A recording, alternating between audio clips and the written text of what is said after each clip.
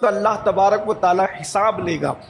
وہ حساب کا منظر بھی بڑا عجیب ہے اور بڑا عظیم ہے، اور وہ حساب کا منظر یہ ہے جس میدان کے اندر، جس گراؤنڈ کے اندر اللہ تعالیٰ جمع فرمائے گا حساب کے لیے، اس میدان کی کیفیت یہ ہوگی، نمبر ایک وہ اتنا بڑا ہوگا اس کا کوئی کنارہ نہیں، نمبر دو وہ جو زمین اس کی ہوگی گویا وہ فولادی زمین ہوگی، یعنی یہ مٹی والی زمین جس کا انسان تصور کرتا ہے یہ مٹی والی زمین نہیں ہوگی، بلکہ زمین فولادی ہوگی، فولاد کی زمین ہوگی۔ اگر سمجھانے کے لیے آسان زبان میں کہا جائے تو زمین تانبے کی ہوگی، اور وہ تانبے جیسی زمین اس کو سورج مکمل اپنی کشش سے جو ہے وہ تپا رہا ہوگا، اور انسان اور سورج کے درمیان صرف ایک ہاتھ کا فاصلہ ہوگا۔ جس وقت انسان کو اللہ حساب کے لیے کھڑا کرے گا، ذرا تصور کریں، ذرا غور فرمائیں، اور سننے سے زیادہ اس پر غور کرنے کی کوشش کریں، محسوس کرنے کی کوشش کریں، تصور میں لائیں۔ مئی کا مہینہ ابھی رخصت ہوا، اللہ اکبر، مئی کا مہینہ بلکہ ابھی رخصت بھی نہیں ہوا، مئی کے مہینے میں زندگی گزار رہے ہیں، اللہ اکبر، اپریل کا مہینہ رخصت ہوا اور مئی کے مہینے میں ہم زندگی گزار رہے ہیں۔ ذرا غور تو فرمائیں کہ انسان دوپہر کی چلچلاتی دھوپ میں گھر سے باہر نکلنے کی ہمت نہیں کرتا، انسان چلچلاتی دھوپ میں گھر کے باہر قدم رکھنے کی کوشش نہیں کرتا۔ یہ دھوپ ہے، یہ زمین ہے، یہ اپنا علاقہ ہے، اپنا شہر ہے، ہم چاہیں تو اے سی میں رہیں، ہم چاہیں تو پنکھوں میں رہیں، ہم چاہیں تو جیسا چاہیں لباس استعمال کریں، مگر اللہ اکبر، ذرا تصور میں لائیں، یہ باتیں کسی مولوی صاحب کی کہی ہوئی نہیں ہے، یہ بات تو مولا مصطفیٰ جان رحمت صلی اللہ علیہ وآلہ وسلم نے اپنی امت کو پہلے ہی آگاہ کرنے کے لیے فرما دیا۔ ذرا تصور میں لائیں، اللہ اکبر، اس وقت سورج چوتھے آسمان پر ہے اور پشت کی طرف سے چمک رہا ہے، اور اس وقت جو سورج ہوگا، سورج اللہ اکبر چوتھے آسمان پر نہیں ہوگا، بلکہ انسان کے سر اور سورج کے درمیان ایک ہاتھ کا فاصلہ ہوگا، اور پھر وہ پیٹھ کی طرف سے نہیں چمکے گا بلکہ اپنے چہرے کی طرف سے چمکے گا۔ اللہ کے سچے رسول صادق و مصدوق صلی اللہ علیہ وآلہ وسلم اس یوم حساب کی کیفیت کو بیان کرتے ہوئے ارشاد فرماتے ہیں، اللہ اکبر، انسان جو ہے اس سورج کی تپش کی وجہ سے کیفیت یہ ہوگی کہ لوگوں کے سر میں بھیجے اس طریقے سے کھولتے ہوں گے جس طریقے سے چولہے پہ رکھی ہوئی ہانڈیوں کے اندر پانی کھولتا ہے، اس طرح کھوپڑیوں کے اندر بھیجے کھول رہے ہوں۔ یوم حساب کا تصور تو کیا جائے، ابھی یہاں نیک اور بد کی کوئی تمیز نہیں ہے، ابھی یہاں نیک اور بد کا کوئی تذکرہ نہیں ہے، یعنی گنہگار اور نیکوکار، پرہیزگار، فاسق و فاجر، ابھی اس کا کوئی تذکرہ نہیں ہے، ابھی نمازی اور بے نمازی کا کوئی ذکر نہیں ہے۔ اللہ اکبر، یہ انسان کی کیفیت ہے جس میدان کے اندر انسان اللہ کو حساب دینے کے لیے کھڑے ہوں گے، اس کی کیفیت یہ ہے، سورج چمک رہا ہے، اپنے چہرے کی طرف سے انسان کے وجود کے اندر، کھوپڑیوں کے اندر بھیجے کھول رہے ہیں، اور ناک کے ذریعے سے وہ بھیجا بہہ کر کے باہر نکل رہا ہے، آنکھیں پگھل رہی ہے، آنکھیں پگھل کر کے بہ رہی ہے، اللہ اکبر۔ اور پھر میرے آقا صادق و مصدوق سچے نبی صلی اللہ علیہ وآلہ وسلم ارشاد فرماتے ہیں کہ انسان پسینے کے اندر ہے، کوئی گھٹنوں تک پسینے میں غرق ہے، کوئی کمر تک پسینے میں غرق ہے، کوئی کندھوں تک پسینے میں غرق ہے، کوئی پسینے میں ڈبکیاں لے رہا ہے، اور پھر اللہ کی قدرت، اللہ کی شان، یعنی پسینے کا دریا نہیں ہوگا، بلکہ جو جتنے پسینے میں غرق ہوگا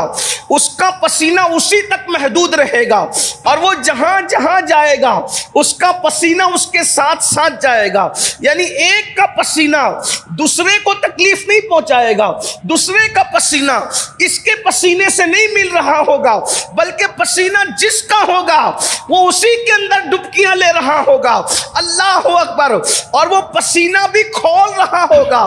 پیاس کی شدت یہ ہوگی کہ زبان سینے پہ لٹک رہی ہوگی، جیسے گرمی میں کتے کی زبان زبان اس کی لٹکتی رہتی ہے، ویسے پیاس کی وجہ سے انسان کی زبان انسان کے سینے پہ لٹک رہی ہوگی۔ اس وقت انسان اتنی تکلیف میں ہوگا، اتنی مشکل میں ہوگا، اتنی پریشانی میں ہوگا کہ لوگ تمنا کر رہے ہوں گے جلدی سے حساب کتاب کی یہ تکلیف ختم ہو جائے۔ حتیٰ کہ یہاں تک روایتوں میں آیا ہے لوگ اس تکلیف سے تنگ آ کر کے یہاں تک تمنا کریں گے کہ اگر ہمیں جہنم میں ڈالنا ہو تو جہنم ہی میں ڈال دیا جائے، لیکن کم سے کم حساب کی تکلیف سے چھٹکارا دے دیا جائے، میدان محشر کی تکلیف سے چھٹکارا دے دیا جائے۔ اے میری قوم کے جوانوں، اے مسلمانوں، میرے آقا صلی اللہ علیہ وآلہ وسلم کے دیوانوں، یہ کیفیت سے سب کو گزرنا ہے۔ قرآن کہتا ہے مالکی یوم الدین، وہ روز جزا کا مالک ہے۔ ایحسب الانسان ان یترک سدی، کیا انسان یہ تصور کرتا ہے کہ اس سے حساب نہیں لیا جائے گا؟ اللہ اکبر۔ اس کیفیت کے اندر اب تھوڑا تصور میں لاؤ، جو بہت سارے سوالات ہونے ہیں، جو بہت سارا پوچھا جانا ہے، ان میں سے ایک سوال یہ بھی ہے۔ اب وہ کیفیت ہے، میں سمجھتا ہوں اللہ اکبر، انسان اگر تقریر کر رہا ہو اور دو چار بچے جو ہیں پٹاخہ پھوڑنے میں لگ جائیں تو انسان کے ذہن سے تقریر کے مضامین نکل جاتے ہیں۔ کوئی بندہ شاعری کر رہا ہو اور کہیں پر ڈھول پیٹنے کی آواز آ جائے تو شاعری کے مضامین ذہن سے نکل جاتے ہیں۔ انسان کچھ لکھ رہا ہو اور خود کا بچہ رونے لگ جائے تو انسان کے ذہن سے مضامین نکل جاتے ہیں۔ ہائے ہائے ہائے، وہ کیا کیفیت ہوگی؟ سورج سر پر ہے، بھیجا کھول رہا ہے، ناک کے ذریعے بہ رہا ہے، انسان پسینے میں ڈبکیاں لگا رہا ہے، آنکھیں بہ رہی ہے، بہ کر کے آنکھیں چہرے پر آتی ہیں، پسینے میں ڈبکیاں ہیں، انسان اللہ اکبر یہ کیفیت سے دو چار ہے کہ پسینہ بھی کھولتا ہوا ہے، پیاس کی اتنی شدت ہے کہ انسان کی زبان اس کے سینے پہ لٹک رہی ہے، اور اس وقت مختلف سوالات کیے جانے ہیں۔ سوال کرنے والا کون ہے؟ اللہ اکبر، وہ غیور وحدہ لا شریک، اللہ وہ سوال کر رہا ہے۔ اللہ اکبر، فرشتوں کو نہیں سونپا گیا معاملہ، اللہ خود حساب لے رہا ہے اپنے بندوں سے۔ اللہ اکبر، اللہ پوچھ رہا ہے بہت ساری چیزیں، اس میں سے ایک سوال جس کی میں نے تلاوت کی، اللہ پاک ارشاد فرماتا ہے ثم لتسألن یومئذ عن النعیم، اس دن تم سے اللہ نعیم کے بارے میں پوچھے گا، نعیم کے بارے میں پوچھے گا، نعیم کے بارے میں پوچھے گا۔ نعیم کا مطلب کیا ہے؟ اس کی مختلف تفسیریں کی گئی ہیں، مختلف اقوال ہیں، لیکن آج کا جو عنوان دیا اس عنوان کی مناسبت سے وہی قول لیا جائے گا جو آپ کے سامنے پیش کرنا ہے۔ مختلف اقوال ہے، نعیم کا کیا مطلب ہے؟ اللہ تم سے نعیم کے بارے میں پوچھے گا تو ایک مطلب نعیم کا یہ ہے اللہ تم سے تمہاری جوانی کے بارے میں سوال کرے گا۔ اس وقت وہ کیفیت کو یاد کرو، ذرا تصور میں لاؤ، ماہ رمضان شریف کے مہینے میں گرمی کی وجہ سے افطار کے وقت جب دسترخوان پہ انسان بیٹھتا ہے تو اس وقت پیاس کی وجہ سے اس کی کیفیت کیا ہوتی ہے؟ مسلمانوں ذرا غور کرو، زبان سینے پہ لٹک رہی ہے، آنکھیں بہ رہی ہے، ناک سے بیجا بار آ رہا ہے، پسینے میں شرابوری کا عالم ہے۔ خدا قہار وحدہ لا شریک انسان سے ان کی جوانی کے بارے میں پوچھ رہا ہے، بتاؤ اپنی جوانی کی راتوں کو تو نے کہاں گزارا، اپنی جوانی کے دن کو تو نے کہاں گزارا، اپنی جوانی کے وقت کو تو نے کہاں گزارا؟ بالخصوص جوانی کے بارے میں سوال ہو رہا ہوگا۔ اب مجھے بتائیں اس کیفیت کے اندر انسان اپنی جوانی کو اللہ اکبر کہاں اور کیسے گزارا؟ رب کی بارگاہ میں جواب دینا ہوگا۔ ذرا اپنے آپ میں ڈوب کر کے سوچو، اے میری قوم کے شاہین صفت جوانوں، آپ سے پوچھنا چاہتا ہوں اللہ اکبر، رب تبارک و تعالیٰ کی بارگاہ میں کیا ہم اپنی جوانی کا حساب دے سکیں گے؟ آپ ہو یا ہم ہو یا اور کوئی ہو، ذرا غور تو کریں، اپنی راتیں کہاں گزر رہی ہے، اپنی راتیں کس طرح گزر رہی ہے، اپنی صبح کس طرح گزر رہی ہے، اپنی شام کس طرح گزر رہی ہے۔ میرے بھائیوں، اس دن نبیوں کی زبان پر بھی حدیث پاک میں آیا ہے نفسی نفسی ہوگا، سید الانبیاء کے علاوہ ہر نبی کی زبان پہ نفسی نفسی ہوگا۔ بلکہ ایک حدیث سن لیں پھر آپ کو اندازہ ہوگا۔ یہاں تو لوگ کہتے ہیں جو ہوگا دیکھا جائے گا، جو ہوگا دیکھا جائے گا۔ میرے بھائیوں، ابن کثیر لکھتے ہیں اللہ اکبر، اللہ پاک قیامت کے دن حضرت عیسیٰ علیہ السلام سے ایک سوال کرے گا، عیسیٰ علیہ السلام سے ایک سوال، وہ بھی حساب لینے کے لیے نہیں، عیسائیوں کو رسوا کرنے کے لیے، نصارہ کو رسوا کرنے کے لیے، حضرت عیسیٰ پر لگے ہوئے الزام کو ختم کرنے کے لیے اللہ پاک حضرت عیسیٰ سے سوال کرے گا، اے عیسیٰ، کیا تم نے اپنی قوم کو یہی درس دیا تھا کہ میرے بعد تم مجھے خدا بنا لینا اور مجھے خدا کا بیٹا کہنا شروع کرنا؟ کیا یہ بات تم نے سکھائی تھی؟ حالانکہ عیسائی کہتے ہیں کہ عیسیٰ خدا کے بیٹے ہیں، اور اللہ قرآن میں بیان کر چکا کہ وہ ابن اللہ نہیں بلکہ عبداللہ ہے۔ اللہ اکبر، حجت تمام ہو چکی، لیکن قیامت میں اللہ عیسائیوں کو رسوا کرنے کے لیے، حساب لینے کے لیے نہیں، عظمت عیسیٰ کے اظہار کے لیے، وقار عیسیٰ کے اظہار کے لیے، شان عیسیٰ کے اظہار کے لیے اور عیسائیوں کو رسوا کرنے کے لیے ایک سوال کرے گا، کیا تم نے کہا تھا عیسیٰ کو، عیسیٰ تم نے کہا تھا اپنی قوم کو کہ مجھے خدا کا بیٹا بنا لینا؟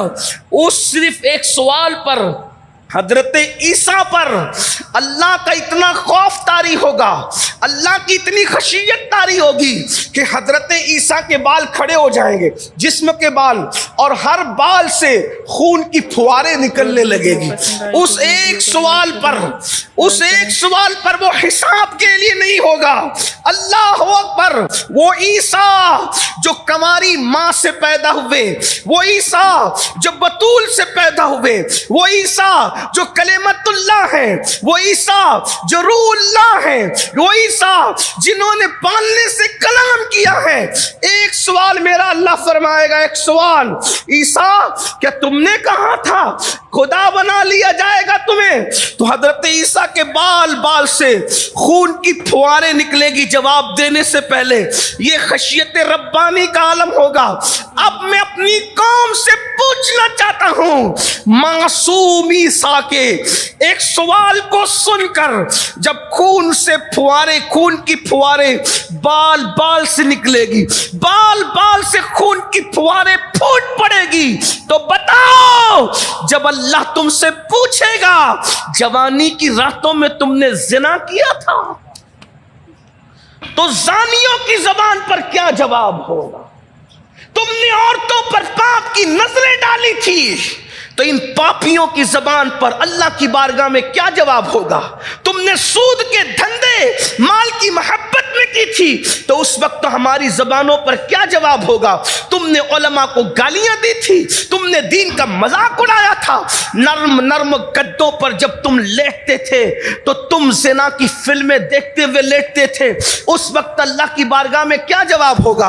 اور یہاں ہنسنے کی بات نہیں، کوئی مشاعرہ تو نہیں، لیکن تھوڑی توجہ تو کریں۔ کتنا دین کو کھلواڑ سمجھو گے، کتنا دین کو تماشا بناؤ گے؟ سوچو کہاں وہ معصوم جان، اللہ اکبر، جس کو خدا عرصہ دراز تک چوتھے آسمان پہ اٹھا کر کے رکھتا ہے۔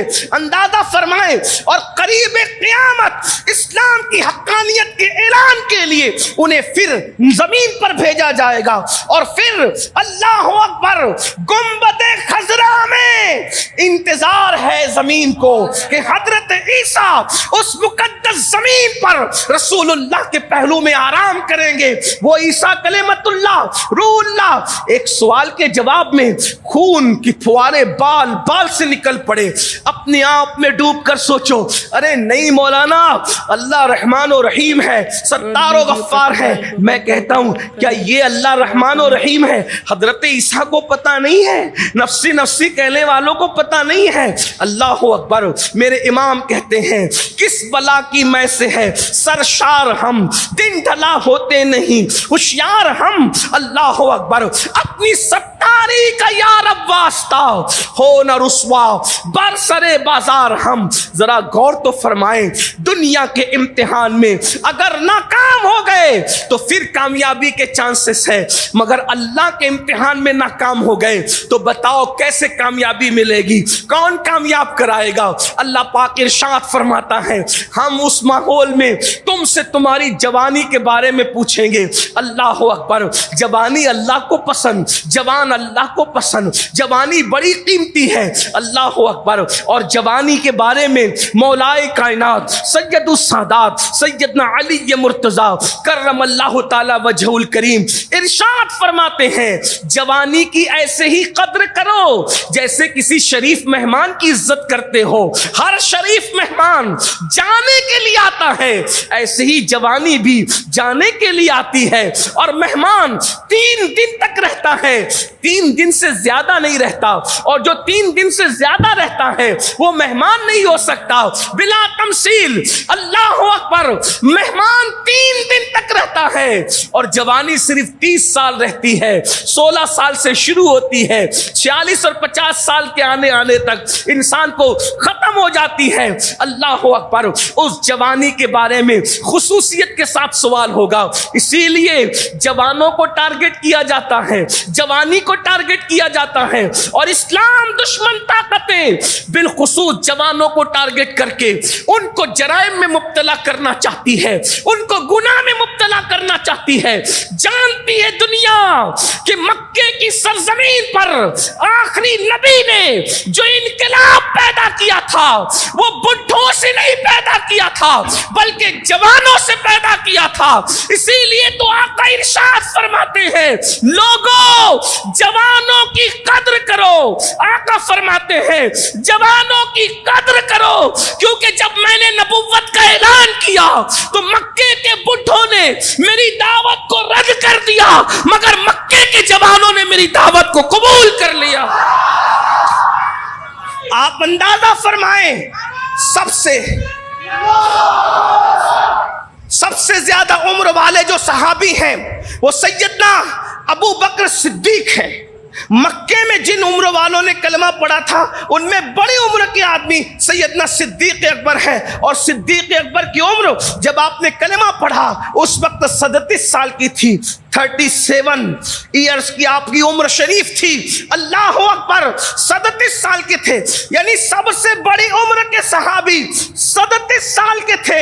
اور 37 سال میں بڑھاپا نہیں آتا بلکہ عین جوانی کی کیفیت ہوتی ہے. اللہ اکبر. سیدنا سعد ابن ابی وقاص فرماتے ہیں احد کی جنگ میں نے سینے پہ جو تیر روکے تھے اس وقت میری عمر 16 یا 17 سال کی تھی اور میرے چہرے پر ابھی داڑھی کے بال نکلنا شروع بھی نہیں ہوئے تھے. اللہ اکبر. ہر صحابی جوان تھا. اللہ اللہ. جانتے ہو جس بلال نے سینے پر پتھر لیے تھے وہ بلال حبشی بھی جوان ہے, حضرت سعد بھی جوان ہے, حضرت سعید بھی جوان ہے, طلحہ و زبیر بھی جوان ہے, عثمان ابن عفان بھی جوان ہے, عمر ابن خطاب رضی اللہ تعالیٰ عنہ 27 سال کے جوان ہیں. یہ سب کے سب جوان تھے. اللہ اکبر. دنیا جانتی ہے جوانوں سے انقلاب آیا, اب وہ ہمارے جوانوں کو وہ جوانی نہیں پانے دینا چاہتے جو جوانی صدیق اکبر کے پاس تھی, وہ جوانی جو فاروق اعظم کے پاس تھی. اے میری قوم کے جوانوں, اگر قوم کی بیٹیاں بھی سن رہی ہے تو ماں اور بہنوں سے بھی میری گزارش ہے, مرد کی جوانی ہو یا عورت کی جوانی ہو, جوانی بہت قیمتی ہے. اللہ اکبر. اللہ کے رسول صلی اللہ علیہ وآلہ وسلم ارشاد فرماتے ہیں, ذرا دھڑکتے دل سے اس حدیث کو سن لیں.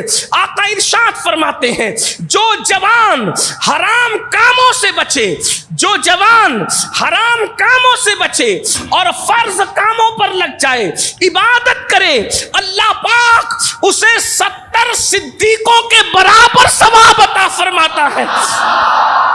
1-2 صدیق نہیں, 70 صدیقوں کا ثواب.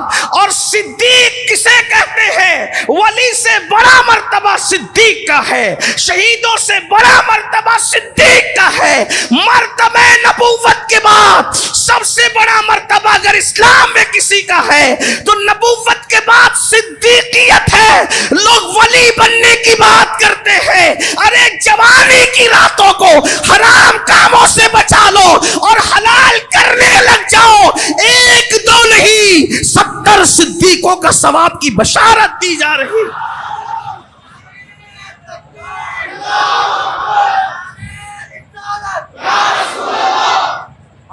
70 صدیق کسے؟ صدیق کہتے اسے جس کا مرتبہ نبوت کے بعد۔